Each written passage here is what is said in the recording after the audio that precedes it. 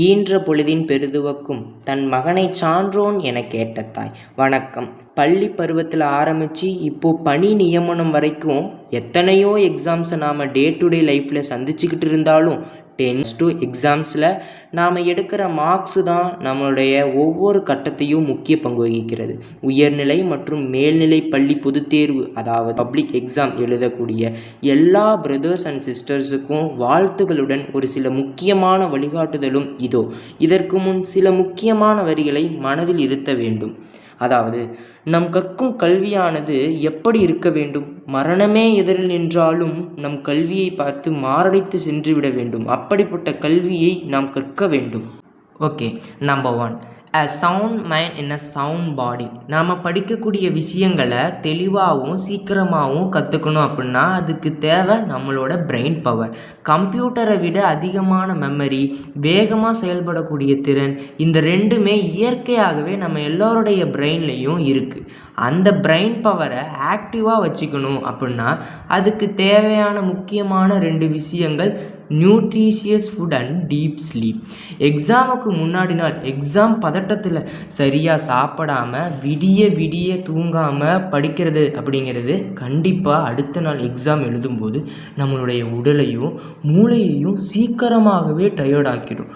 So நம்மளுடைய உடல் ஆரோக்கியத்துக்கு தேவையான ஹெல்த்தி ஃபுட்டும் பிரெயினை ஆக்டிவாக வச்சுருக்கிறதுக்கு தேவையான குறைந்தது 5 to 6 மணி நேரம் டீப் ஸ்லீப்ஸும் இந்த ரெண்டுமே ரொம்பவும் முக்கியம்.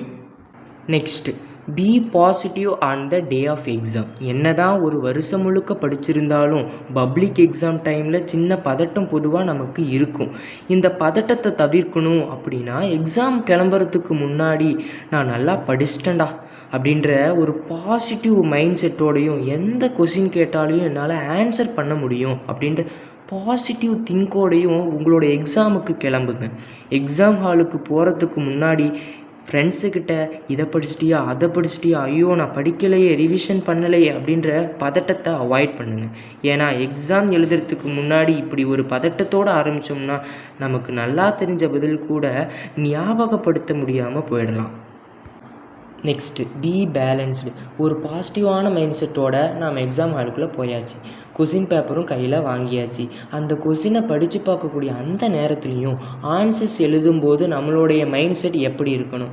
ஈஸியான கொஷின் பேப்பரை பார்த்தா உடனே சந்தோஷத்தில் எக்ஸைட்டடோட ஆன்சர் எழுத ஆரம்பிக்கிறதும், கொஷின் பேப்பர் டஃப்னு தெரிஞ்ச உடனே இன்றைக்கி எக்ஸாம் எப்படி எழுத போகிறேன்னு தெரியலை அப்படின்னு ஃபெட்டப் ஆகி நெகட்டிவ் திங்கிங்கோட ஆன்சர்ஸ் எழுதும் போதும் இந்த ரெண்டுமே தப்பு. ஏன், ஈஸி அப்படின்னு நினச்சி ஆரம்பிக்கும்போது நம்மளாலேயே அறியாமல் ஓவர் கான்ஃபிடென்ட்டில் சில கேர்லெஸ் மிஸ்டேக்ஸ் சில வாய்ப்புகள் இருக்கிறது. அதே மாதிரி கொஷின் பேப்பர் ரொம்ப டஃப்பு, நம்மளால் எழுத முடியாது அப்படின்னு நெகட்டிவ் திங்கிங்கோட ஆன்சர்ஸ் எழுத ஆரம்பிக்கும்போது நாம் என்றைக்கோ படித்த கொஷின்ஸுக்கு கூட ஆன்சர் தெரியாமல் போயிடும். இந்த நெகட்டிவ் திங்கிங் நம்ம பிரெயின் ரீகால் பண்ண விடாது. So B balanced with your mind set while writing your answers. Next, presentation.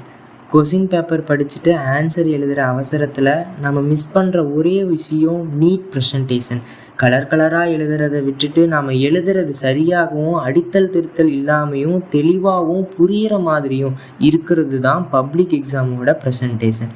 கொஷினுக்கு தேவையான இம்பார்ட்டண்டான கீவேர்ட்ஸை பென்சிலில் அண்டர்லைன் பண்ணி காட்டுறது, கொஷின் நம்பர்ஸ், ஆப்ஷன்ஸ், சப்டிவிஷன்ஸ் இது எல்லாத்தையும் தெளிவாக எழுதுறது, அங்கொன்று இங்கொன்று இல்லாமல் ஆன்சர்ஸை மாற்றி எழுதாமல் முடிஞ்ச வர கொஷின்ஸோட ஆர்டர்லேயே சரியாக எழுதுறது, இதெல்லாம் தான் பப்ளிக் எக்ஸாமுக்கு தேவையான presentation method. Next, time management. Allotted டைமுக்குள்ளே எழுதி முடிக்கணும் அப்படிங்கிறது நம்ம எல்லாருக்கும் தெரிஞ்ச விஷயந்தான். ஆனால் அது மட்டுமே டைம் மேனேஜ்மெண்ட் கிடையாது. கடைசி நிமிஷம் வரைக்கும் எழுதுறதும், அரை மணி நேரத்துக்கு முன்னாடியே முடிச்சுட்டு சும்மா உட்கார்ந்து இருக்கிறதும் இந்த ரெண்டுமே தப்பு தான். ஆக கொடுக்கப்பட்ட நேரத்தில் ஒரு 10 நிமிஷம் ஒதுக்கி ஆன்சர்ஸ் எழுதி முடித்ததும் ஒரு தடவைக்கு 2 தடவை நாம் எழுதின ஆன்சர்ஸ் ஆரம்பத்தில் இருந்து கடைசி வரைக்கும் அதுக்கான question number, answer, subdivision, spelling எல்லாம் கரெக்டாக எழுதியிருக்கோமா அப்படின்னு ரீசெக் பண்ணணும். ஏன்னா நாம் எழுதும்போது நம்ம அறியாமலே சில கேர்லெஸ் மிஸ்டேக்ஸ், ஸ்பெல்லிங்ஸ் எரர் எல்லாமே நாம் ரீசெக் பண்ணும்போது தெரிஞ்சிடும். So check your answers 1 second. Okay, நம்மளோட ஆன்சர்ஸை ஒரு தடவைக்கு 2 தடவை செக் பண்ணியாச்சு, எக்ஸாம் பேப்பரை சப்மிட் பண்ணியாச்சு, ஹாலை விட்டும் வெளியே வந்தாச்சு. வந்த ஓட்டி என்ன ஆன்சர் நம்ம எழுதணும், சரியா தப்பா அப்படின்னு தெரிஞ்சுக்கிற ஒரு க்யூரியாசிட்டி நம்ம எல்லாத்துக்கிட்டையும் இருக்கும். But once you're finish your exam, stop worrying about it. நம்ம ஒரு பரீட்சை முடித்ததுக்கப்புறம் நம்ம பண்ண ஆன்சர் சரியா தப்பா, அதை மிஸ் பண்ணிட்டோம், எதை மிஸ் பண்ணிட்டோம் அப்படிங்கிறத கவலையை விட்டுட்டு to prepare for a next exam. இதே பாசிட்டிவோட அடுத்த எக்ஸாமோட ப்ரிப்ரேஷனை ஸ்டார்ட் பண்ணுங்கள். ஒன்ஸ் நான் ஸ்டார்டிங்கில் சொன்ன வரிகளை மறுபடியும் சொல்கிறேன். நாம் கற்கும் கல்வியானது எப்படி இருக்க வேண்டும், மரணமே எதிரில் நின்றாலும் நம் கல்வியை பார்த்து மாரடைத்து சென்று விட வேண்டும். அப்படிப்பட்ட கல்வியை கற்க வேண்டும். ஸோ ஸ்டார்ட் பண்ணுங்கள் ஸ்டடியை. Believe we can.